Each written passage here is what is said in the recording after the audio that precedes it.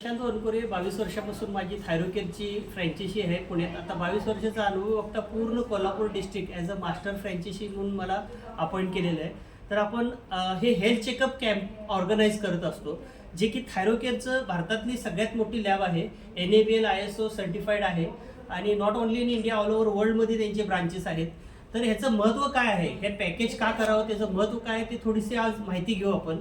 तर आपण दैनंदिन जीवनात अवेळी जेवण, अवेळी झोप किंवा खूप स्ट्रेस, एकच गोष्टीचा सतत विचार करणे किंवा खाण्यापिण्यात आहारामध्ये जर थोडंसं आपण काळजी घेत असू नसू तर त्याच्यामुळं होणारे शरीरावर साईड इफेक्ट. उदाहरण मी देतो तुम्हाला की बऱ्याच वेळेला काय होतं की विटॅमिन डी आणि B12 80% भारतीय लोकांमध्ये विटॅमिन डी डेफिशियन्सी आहे, B12 डेफिशियन्सी आहे.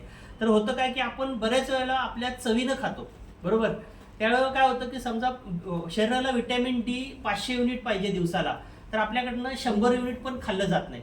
त्याचे राहिलेले 400 युनिट त्याच्यामुळे डिफिशियन्सी होतात, विकनेस किंवा अशक्तपणा किंवा आजार, वेगवेगळ्या आजाराला आपण सामोरे जावं लागतं.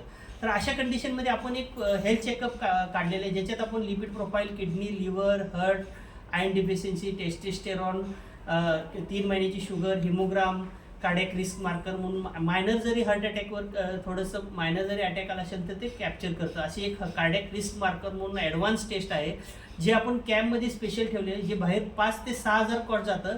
आपण कॅम्पमध्ये फक्त 1200मध्ये तो आज कॅम्पच्या पुरतं ठेवलेलं आहे. तर आपली जी लॅब आहे ते तुम्ही बघाल बरेचसे लॅबमध्ये बारकोडेड असतात नसतात, पण बरेचसे हे आपण बारकोडेड आहे. ह्याच्यात व्हॅक्युटेनर आहे, हे पूर्ण स्टराईल होतं.